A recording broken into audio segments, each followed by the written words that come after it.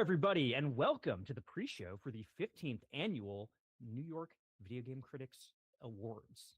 I am here with a wonderful panel of critics from the Video Game Critics Circle in New York, and we are going to talk about all these nominees for this show you're about to see. We have so many games represented. I think it's something like 66 games represented across a variety of categories. And we are going to talk about a bunch of them here and about the year in gaming. And I'm so excited to get into it. My name is Giovanni Colantonio.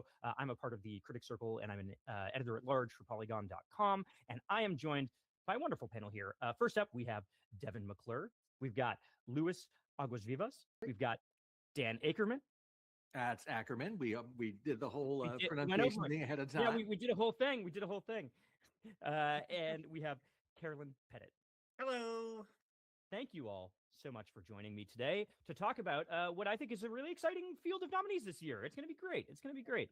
So let's chat about it. I think the first thing that I want to talk about before we get into kind of like specific stuff is I think there was a whole narrative of this year that was kind of like, hey, this really was a year where like indie games and AA games really made a splash. Obviously, Clair Obscur, one of the big games of the year. But beyond that, you know, if we look at some of the best reviewed games or most award-winning games at other shows this year, right? It's like Silksong, it's Hades 2, it's really breaking the usual structure, I think, of these award show. Luis, talk to me about this. What do you see this year? I know you're someone that thinks it's been a really strong year for indie. Tell us about what we've seen this year in gaming. We definitely are seeing what I consider like AAA development, like hitting probably a big snag on the road.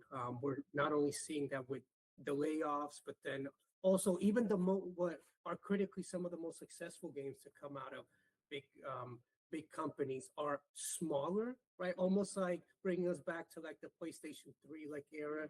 So things like Mafia: The Old Country brings about Silent Hill F, right, which is one of our nominees for best games of the year, and controversially, Metroid Prime 4, which is a smaller game in the sense of size. Obviously, I think that who knows how much that game actually cost to make, right? Because it took at least 16 years.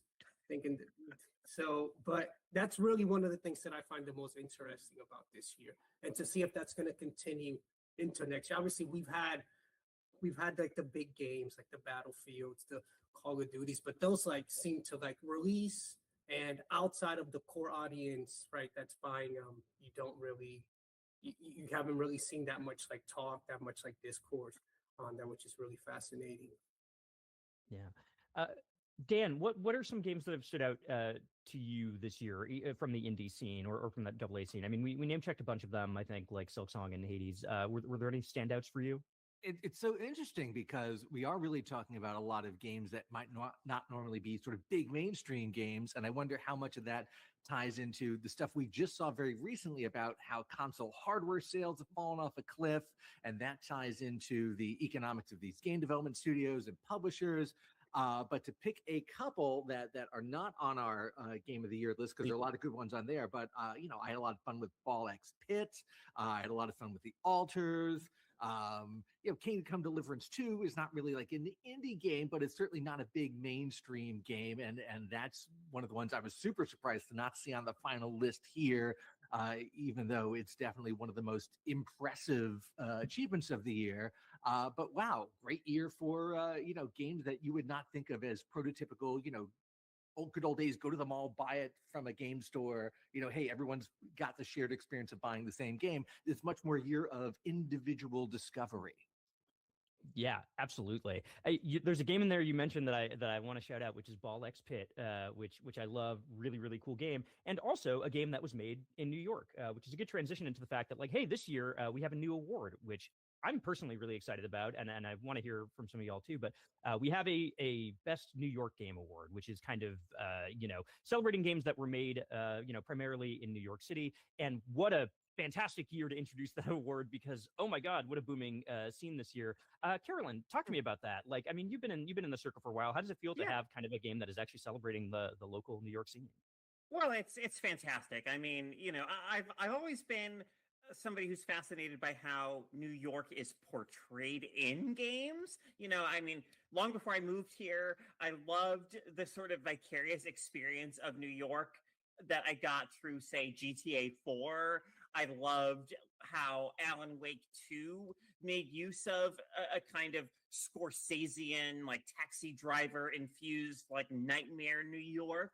But yeah, I mean, like New York has such a lively scene for game development. We've got the NYU Game Center, out of which a lot of I think developers who are doing really interesting work come. To just name one example, and I mean, just to speak personally, it's not a game set in New York, but Despelote, which is in a few categories this year, including our Game of the Year list, I mean, it is for me just such a gem of a game. It's really it's a remarkable game. It's about so many things. I mean, obviously, it's a very autobiographical game about one Ecuadorian boy's love of soccer and experiencing Ecuador's qualifying for the World Cup in 2001, but also how soccer, the kind of connects people as a fabric, what it means for that nation to have won the World Cup. And it does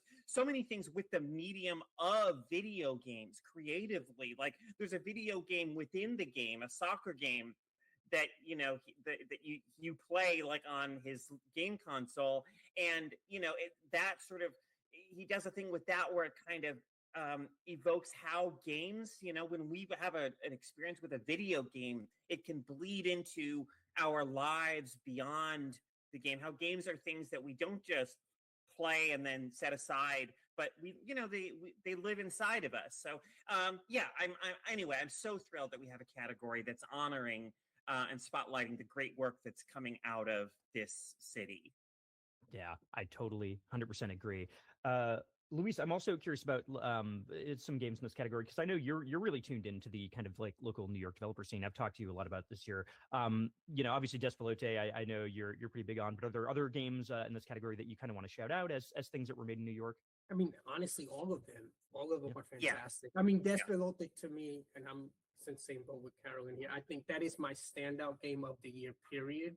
I think that does things that are really special, and it might be the greatest game on childhood that I've ever played on the topic of childhood. Consume Me. Yes. It's a fantastic game. It does so many neat things. I know it initially started as a mobile game for phone, and to be able to expand that to this WarioWare, Boshi, and also RPG ish. It's amazing. Baby Steps. If you don't know what it is, check it out. It's hilarious. Skate Story, which came late in the year, Yes. Which has inspired some very, very, very incredible writing on that game itself. And the game is amazing. Almost it's like hallucination through hell, essentially, right? Like through this crystal version of hell, mirrored hell, on a skateboard. So many fantastic games this year. Yeah. And they're made in New York. One last thing, though, yes, and a shout out to not only New York University's Game Center, Holsters Community College as well. They have a program. The folks at